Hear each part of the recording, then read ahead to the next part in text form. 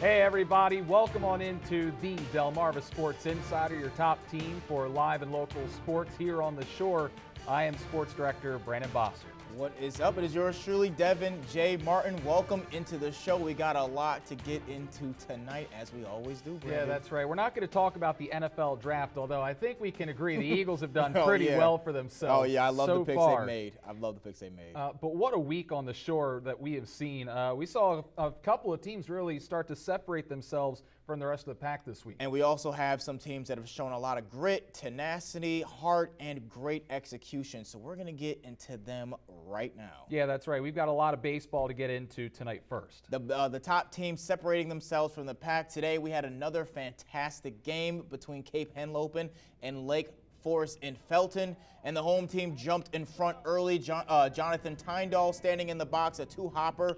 The short takes his time getting to first. Tyndall beats it out. That brings home a run. Brogan Evick on the mound for the Vikings. Yeah, you just can't take your time right there. It cost them a run. And now he's going to check for a runner at first. And one problem, he doesn't let go of the ball. That's a balk. The runner at third is awarded home, and that makes it 4-0. Yeah, another mistake right there. Now, Cape is an elite team in Delaware, and they showed it today with this comeback. Joshua Reinhold gets a hold of that one. Opposite field power he's showing off there over the head of the outfielder.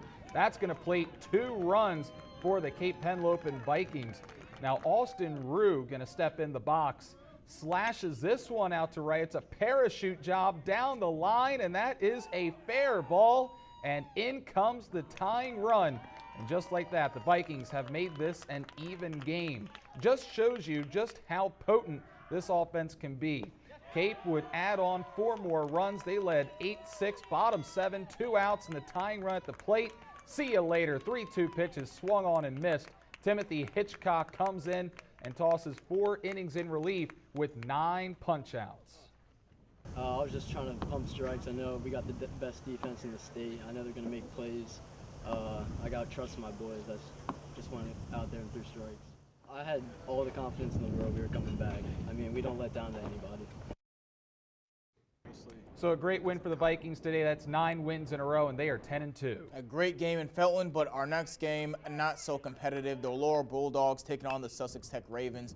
Now this game was one-sided the whole time. Zane Adams on the mound for the Ravens. He finished with 5 strikeouts in 3 innings, while Dakota Cully would come in and get 5 Ks of his own in just 2 innings pitched. Now Rosnell Lewis finished with 3 hits and 4 RBIs. Laurel had absolutely no answers in this one. They drop it in a final score of 10-0. All right, over to the Bayside now. Decatur undefeated coming into play yesterday, taking on Bennett. It was 6-3 Decatur when we picked things up, but that's when the Clippers woke their bats up. Colby Daly at the plate, rips that one out to left, and that's up against the wall. A run coming around to score, and that's an RBI double for Daly. Next man up is going to ground it past the diving shortstop. It's going out to left field. Daly at second base. He's chugging along past third. He's going to try and score on this play. The throw to the plate is in time, and he is gunned down at the dish. Give Bennett credit because they come right back. Wild pitch gets by the catcher. That's going to score a run coming in from third. 1-run game. Next batter, same result. Wild pitch. Here comes the run to score.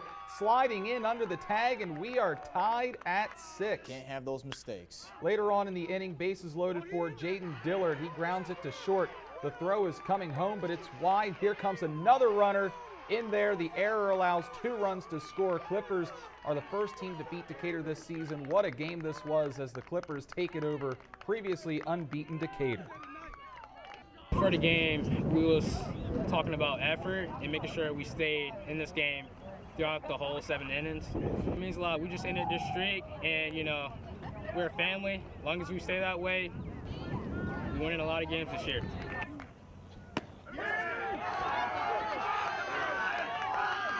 Now, the Seahawks also played Parkside on Tuesday, and they were down early in this one when they faced off against Parkside. As I said, they were down 2-1 early. Logan Tapman knocks this one to short, and the Rams are going to turn this into the double play, and that's going to bring in the tying run from third, and just like that, they're all tied up at 2 apiece. Now, later on, Gus Kroll is going to try to steal home. Oh, yeah. Look at that. But he's out at the plate.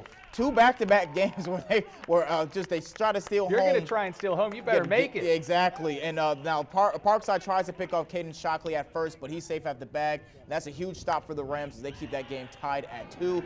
But Decatur would not take long to get this game wide open in their favor. Bases loaded. Kroll at the plate, and he's going to send this one all the way to the wall in center field, and the Rams having the trouble getting hold of it. And he's on his way to third. The throw is in, and he slides headfirst into third. He gets it, and the bases clearing triple for the Seahawks gives them the lead 5-2, and that dugout was very, very happy, and they should be. But Decatur isn't done just yet. Pitching change for the Rams, and this one goes in the dirt. And Kroll, basically the player of the game, he made so many plays in that game, takes off for home plate, and he slides head first, and he is safe, and that's the dagger. The Seahawks took that game over the Rams 6-2. Now, after we spoke with Kroll to ask what was kind of going through his mind on that huge triple. Just run. Scores are running, scores are coming in, and I just try to put my team in the best position to win. Next game, just keep it rolling. We're going to face a good team, and just do the same thing. All right, man. Way to go, SP. Let's go, baby.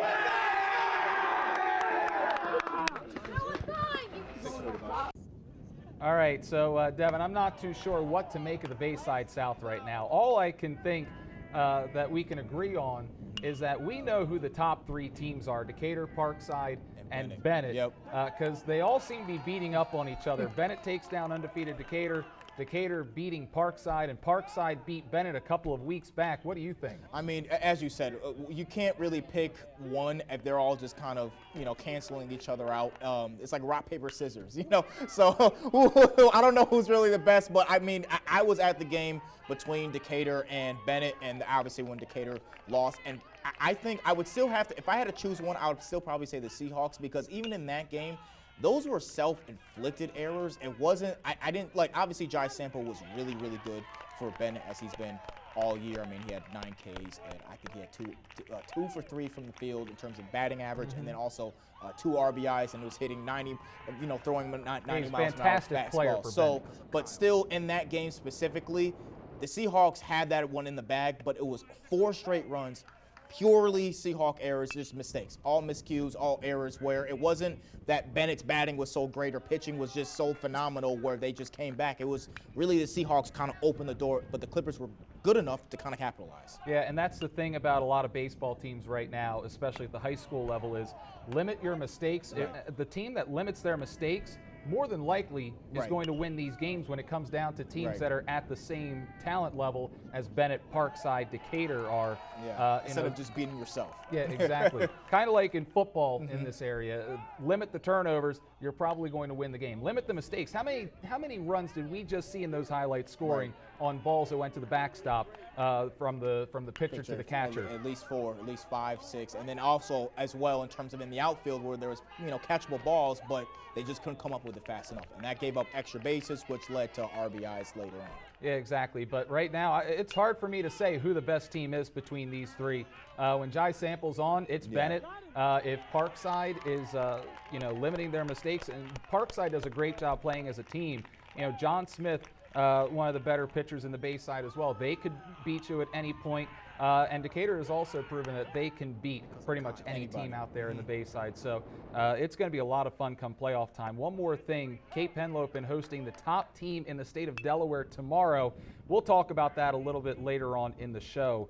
But we're going to move on now to lacrosse. We start with the battle of 2A Bayside Powers on the girls' side, 7-2 Parkside on the road against 8-1 Queen Anne's in girls lacrosse. Here's Haley Urban depositing for the Rams, but that's about all they got early on. Here's Kendall Nagel going to take this one in.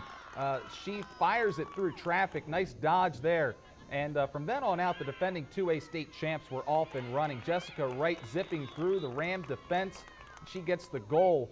Queen Anne's adding to their already enormous lead. The Rams would tack on a few goals late in this one, but not anywhere close to enough against the Lions, as Queen Anne shows why they're going to be a tough out in the playoffs once again. They are maybe the dominant team in the Bayside this year. What an impressive performance. 17-4 over Parkside. and they are now 9-1. And Parkside's pretty good, so that's a Yeah, very, exactly. I very was good win. surprised by this score. That's a very, very good win for them. So now how about a battle between two up-and-coming teams in the Henlopen? 81 Dover hosting 7-1 Sussex Academy. Senators coming out hot. Superior Clark zigzagging through traffic, and she goes sidearm to put that one in. They strike first, and then Senators on offense again. Ashton Torbett cutting in, and she gets the pass and fires high. And Senators get that fast start, but Seahawks took an early punch, and they come right back. Macy Steinweidel using this quick stick, and the Seahawks are on the board. And then Steinweidel again back at it, standing on the crease. And there she is with the quick stick. Sussex Academy would dominate the second half. They held a double-digit lead for much of the time following half. And Addison Basil trying to go straight for the net and bounces it home. Dover puts up a great effort, but Sussex Academy wins it 19-8. We spoke with head coach Taylor Gooch after the game about her team's success so far this season. A lot of our girls really want it. They come out every day ready to go after it. It's nice to have a team that is really motivated, and I think part of them being young and motivated, I look forward to the future.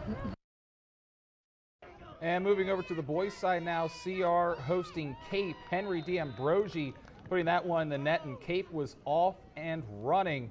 Michael Frederick now getting the pass, and there's the sidearm snipe job.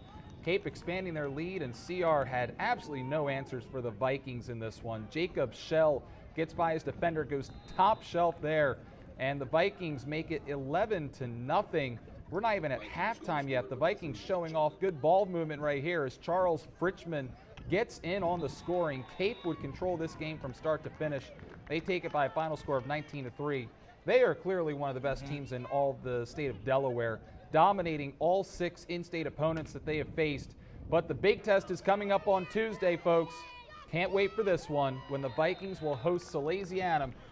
Devin, it seems like every single year in the state of Delaware that when it comes to boys lacrosse, it's between Sally's and Cape every single year. Most of the time, Sally's gets the better of Cape, but Cape has been able to take a few games, and we'll see what happens in that one. Maybe this year can be a little different. Yeah, exactly. That'll do it for the A block when we return. What a career it was for Kaylee Otlowski with the Salisbury Seagulls. We met up with her for After the Whistle, and that's coming up next. Hello, my name is John Sample. I'm with Bennett, and you are watching Delmarva Sports Inside.